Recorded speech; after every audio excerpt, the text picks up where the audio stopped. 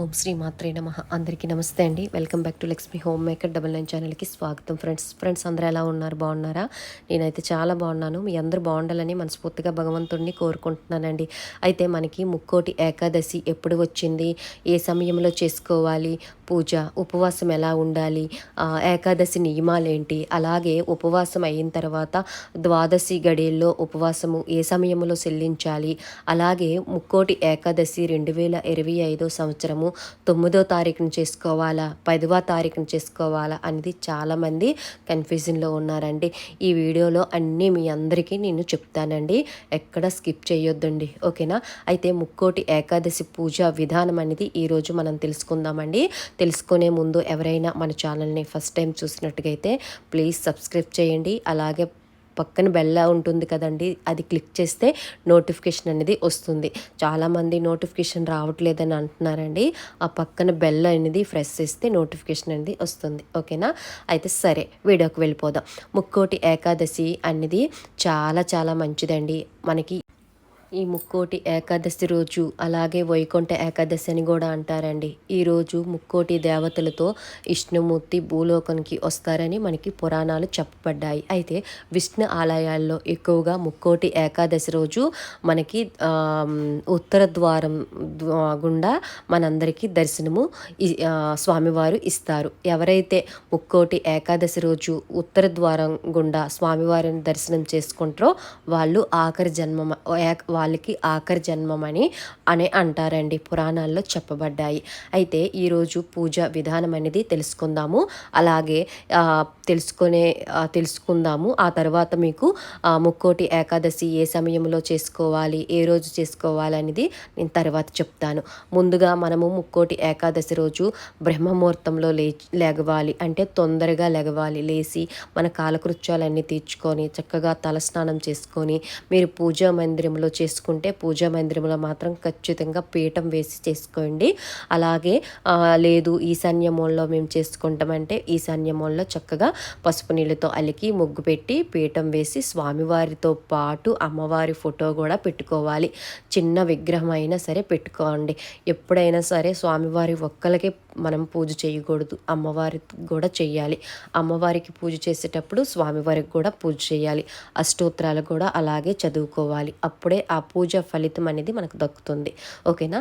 సరే, అయితే ముఖ్యంగా ముక్కోటి ఏకాదశి రోజు ఆ రోజు మనకి బియ్యం అనేది నిషిద్ధం. బియ్యంతో చేసిన ప్రసాదాలు అస్సలు మనం స్వీకరించొద్దండి. మీకు ఉపవాసం ఎలా ఉండాలంటే ఫ్రూట్స్ పళ్ళు తీసుకోవచ్చు, పాలు తీసుకోవచ్చు అండి. అలాగే రాగి జావ ఇలాంటివన్నీ, మిల్లెట్స్ ఇలాంటివి తీసుకోవచ్చు. కానీ మీరు మాత్రం ఆ రోజు బియ్యంతో చేసిన పదార్థాలు తీసుకోకూడదు. అంటే ఇడ్లీ కానీ, దోశ కానీ, ఉప్మా కానీ అవేమీ తీసుకోకూడదండి, ఓకేనా? ఆ తర్వాత ఈ అంటే ముక్కోటి ఏకాదశి రోజు మాత్రము ఖచ్చితంగా ఉపవాసం ఉండాలండి. ఇలా ఉపవాసం ఉంటే సంవత్సరంలో 25 ఏకాదశులు చేసినంత ప్రతిఫలం అయితే ఉంటుంది, ఓకేనా? ఈ విధంగా చేసుకోండి. అయితే మనకి ఈ సంవత్సరం ముక్కోటి ఏకాదశి ఎప్పుడు వచ్చింది అనేది తెలుసుకుందామండి. ఈ సంవత్సరం 2025 జనవరి 9వ తారీఖున ఉదయం 11:55 నుండి మళ్ళీ 2025 జనవరి 10 శుక్రవారం ఉదయం 9:45 వరకు ఉంటుందండి. అంటే మనం ఎప్పుడు కూడా సూర్యోదయానికి దృష్టిలో పెట్టుకొనే మనం ఏ పూజలైనా హిందూ ధర్మం ప్రకారం చేస్తాము.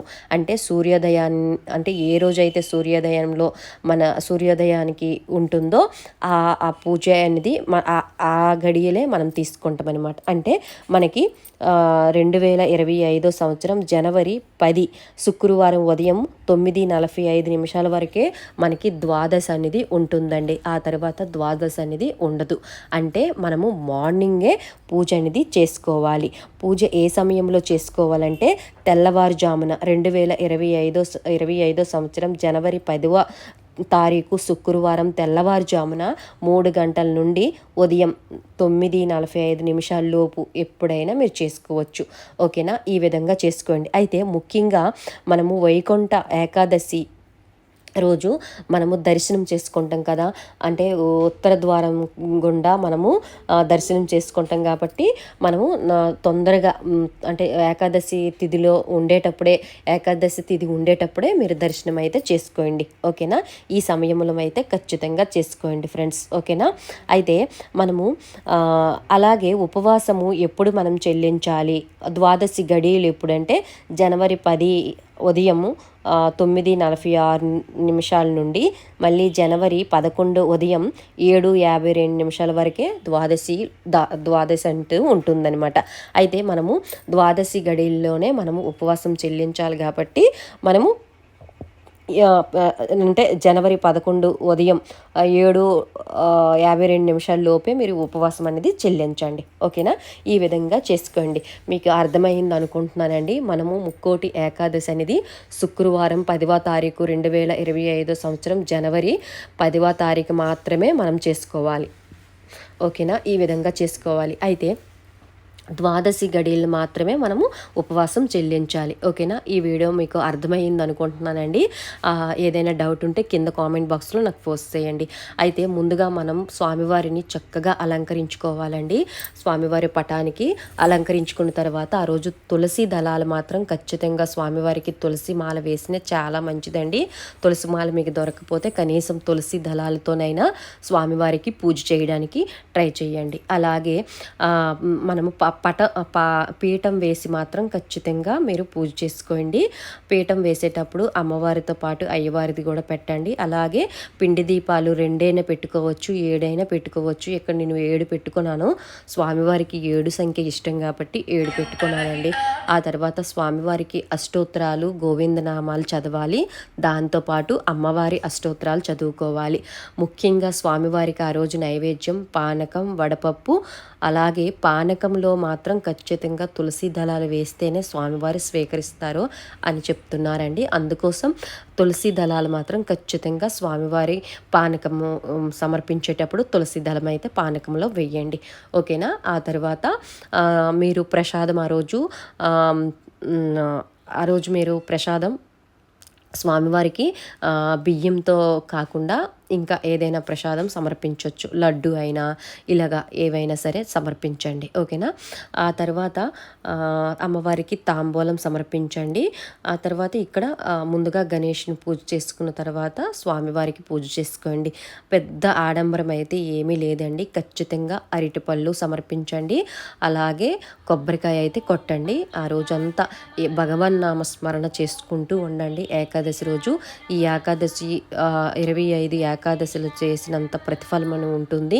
ఖచ్చితంగా ఉపవాసం ఉండండి. ఈ ఏకాదశి రోజు ఉపవాసం ఉండి ఎవరైతే ఈ ఏకాదశి వ్రతం చేస్తారో, వైకుంఠ ఏకాదశి చేస్తారో మనకి 25 ఏకాదశులు చేసినంత ప్రతిఫలం అంది మనకు పురాణాలు చెప్తున్నాయి. అలాగే ముక్కోటి దేవతలతో స్వామివారి భూలోకానికి వస్తారు కాబట్టి అందుకే స్వామివారికి ఉత్తర ద్వారం గుండా మనకి ఆ రోజు దర్శనం చేపిస్తారు మనకి ఆలయాల్లో, విష్ణు ఆలయాల్లో. మీరైతే ఖచ్చితంగా 9:45 లోపే మీరు దర్శనం చేసుకోవడానికి ట్రై చేయండి.